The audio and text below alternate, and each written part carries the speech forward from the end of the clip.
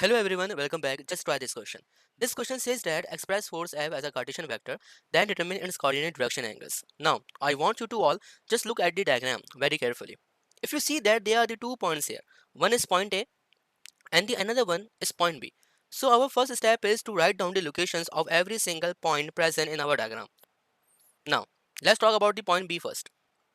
So this is basically our positive x-axis because it is indicated outward the screen, and this is nothing but our negative y-axis because it is indicated towards the left hand side. So this distance, it is basically 7 foot, and it is the y value present in point B.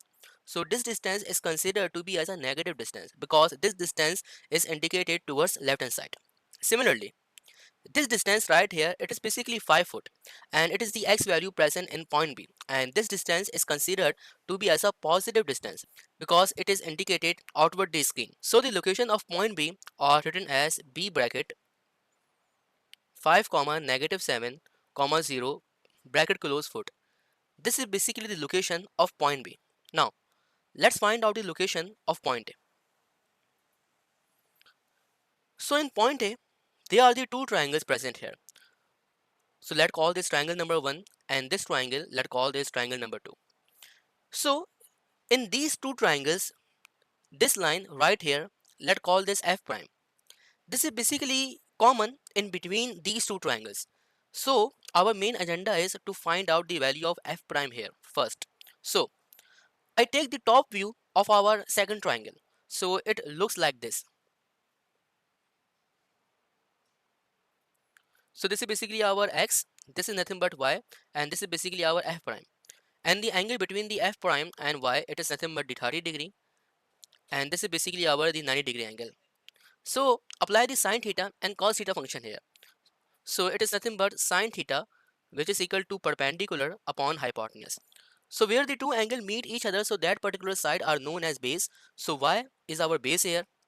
Similarly, the opposite side of theta is the perpendicular, and in this case it is nothing but the x, and the opposite side of 90 degree, it is nothing but hypotenuse, and in this case it is basically the f prime. So sine theta, which is equal to perpendicular upon hypotenuse, so it will become x upon f prime. So f prime, which is equal to x upon sine of theta, and the theta in this case, it is nothing but 30 degree, so x upon sine 30 degree. But wait a minute, if you see the equation diagram, let me raise some extra thing. So this is basically our the x-axis, or you can say that this is basically our the x distance. So the x distance right here in triangle number 2, it is indicated towards the screen, so that's why it is nothing but the negative x.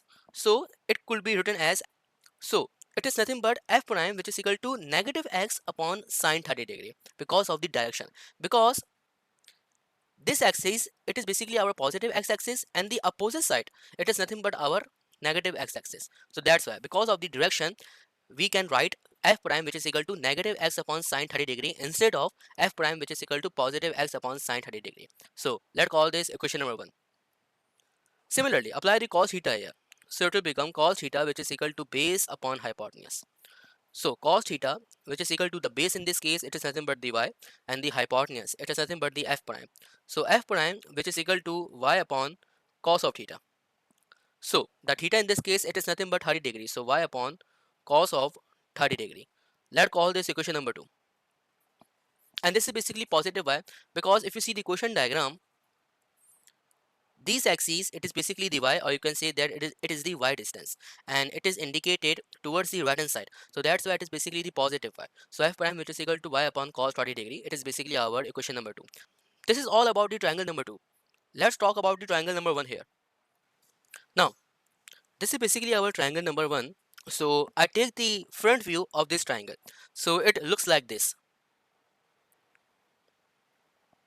This is basically the z axis, or you can say that this is basically the z distance. This is nothing but our f prime, and this is nothing but our 10 foot.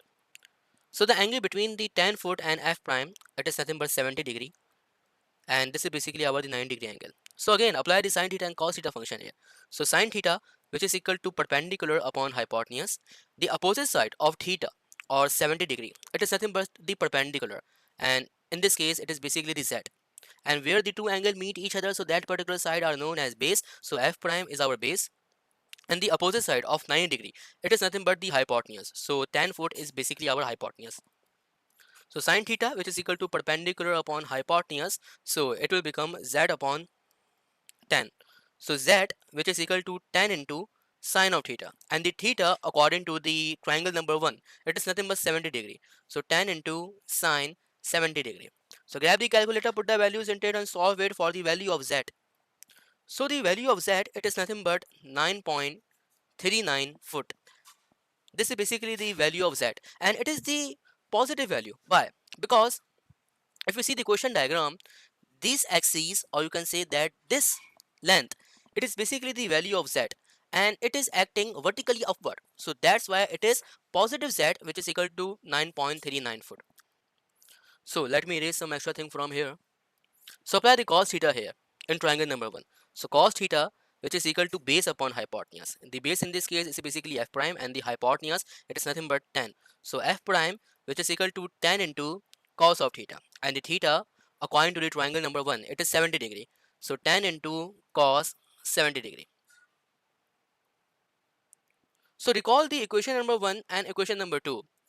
So putting the value of equation number 1 in this expression, so that you can get the answer of x from here. So it will become f prime, which is equal to negative x upon sine 30 degree. Look at the top right corner so that you can see the two equations. So it will become negative x upon sine 30 degree. What I am doing, I am just putting the equation number 1 into this expression only. So negative x upon sine 30 degree, which is equal to tan into cos 70 degree. So negative x, which is equal to tan into cos 70 degree into sine 30 degree. So grab the calculator, put the values into it and solve it for the value of x. So the value of x, it is nothing but x, which is equal to negative 1.71 foot. This is basically the value of x. Now what about the value of y? For that I am erasing some extra thing from here. Now putting the equation number 2 into this expression so that you can get the answer of y. So it will become y upon cos of 30 degree, which is equal to tan into cos of 70 degree. So y, which is equal to tan into cos 70 degree into cos of 30 degree. So again, grab the calculator, put the values into it and solve it for the value of y.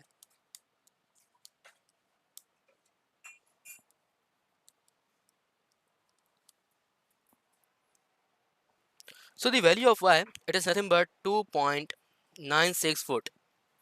So the location of point A are written as, let me erase some extra thing from here because it looks very disgusting. Now, our first step is completed, that is to write down the locations of every single point present in our diagram. Our second step is to write down the position vector. So, if we see the question diagram, there is a force which has the magnitude of 135 pounds, and the head of this force is directed towards the point B.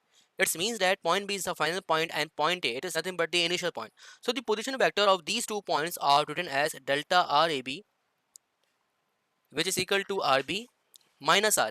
Why RB minus RA? Because the RB is the final point and the point A, it is nothing but the initial point. So the location of point B, it is nothing but 5i with negative 7j with negative sign, and the location of RA, it is nothing but negative 1.71i with positive 2.96 j cap with positive 9.39 k cap. So multiply negative to the individual unit vectors present here. So it will become 5i with negative 7j with positive 1.71i with negative 2.96 j cap with negative 9.39 k cap. So add 5i with positive 1.71i. So it will become 6.71 i cap. Similarly, add negative 7j with negative 2.96j. So it will become negative 9.96 j cap with negative 9.39 k cap. And don't forget to write down the unit, and it is nothing but the foot. This is basically the position vector of these 2 points. Now, what about its magnitude? For the magnitude, we have the formula, that is delta RAB magnitude, which is equal to under root x square plus y square plus z square. The x in this case, it is nothing but 6.71. The y in this case, it is nothing but 9.96, and the z in this case, it is nothing but 9.39. So it will become 6.71 square with positive sign 9.96 square with positive sign 9.39 square. So grab the calculator, put the values into it and solve it for the magnitude of the delta RAB. So the magnitude of delta RAB, it is nothing but 15.24 foot. Now our second step is completed. Our last step is we are going to convert the magnitude form of force into the Cartesian form.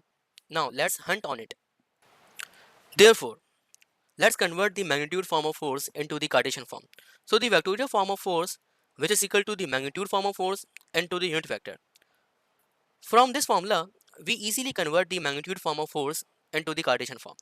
The unit vector, it is nothing but the vector upon magnitude. And the vector in this case, it is nothing but the position vector. So it will become the magnitude of force according to the equation. It is nothing but 135 into the unit vector, which is vector upon magnitude. So it will become 6.71 I cap with negative sign 9.96 j cap with negative sign 9.39 k cap divided by its magnitude. So it will become 15.24. So multiply 135 with 6.71 and divided by 15.24. So you will get, so the vectorial force, which is equal to 59.43 I cap. Again 135 into negative 9.96 and divided by 15.24. So you will get negative 88.22 j cap. And lastly 135 into negative 9.39 and divided by 15.24. So it will become